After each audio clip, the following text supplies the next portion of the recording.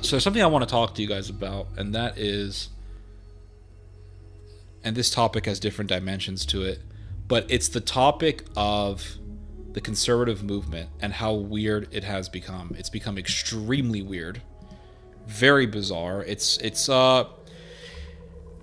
almost nothing like what it used to be over 10 years ago. Over 10 years ago, it was like family values and Christianity and what the Bible says, and we have to fight for Jesus, and now that doesn't exist at all. It just doesn't exist. It's not there. That zeal, that enthusiasm is not there. And you have a lot more so-called, American conservatives who are in favor of gay marriage. Even after this whole wave of anti-trans sentiment has been outpouring, the disapproval or the approval rating for gay marriage amongst American conservatives is still 40-something%. That's huge.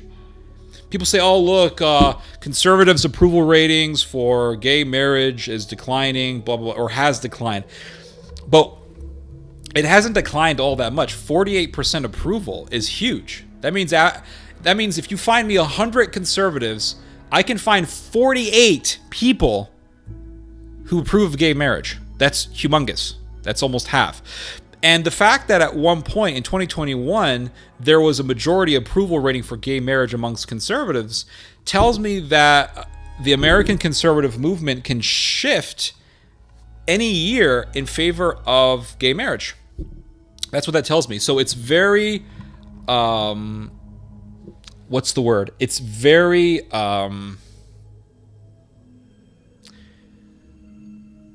it's very unstable.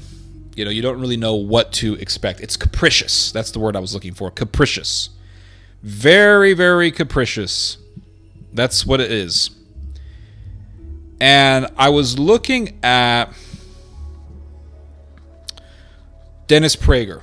Dennis Prager, big name in the conservative movement, one of the biggest names in the conservative movement. And I was looking at what he wrote about gay marriage, and I found this article that he wrote back in 2012. This is what he said, and this really, really further reveals Prager as a snake.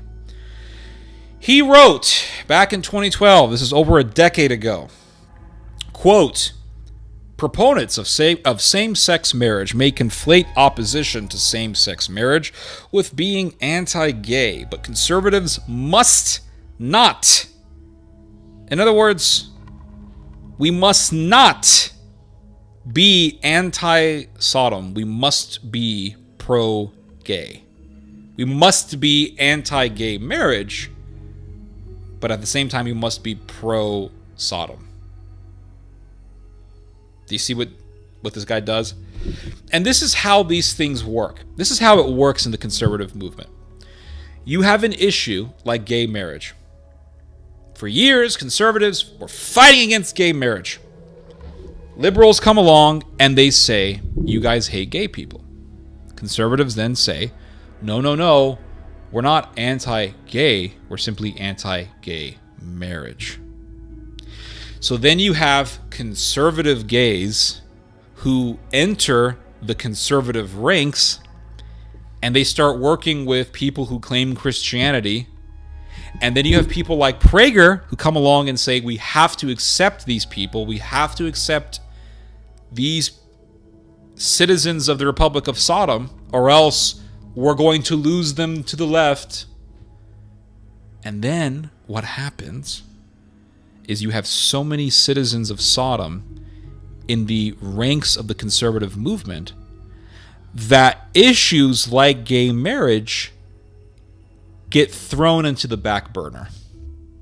They no longer become a serious issue. They no longer are seen as a serious issue.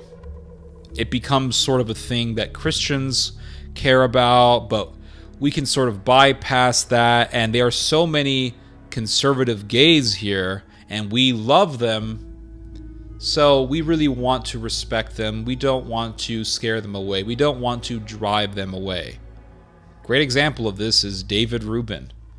David Rubin has become one of the most popular right-wing talkers on YouTube. He has a big channel. I think he's hosted by the Daily Wire. He is and I hate to say this, but he is a man who is married to another man. How the hell is this guy on the Daily Wire? He supports gay marriage. He supports gays having kids through a surrogate or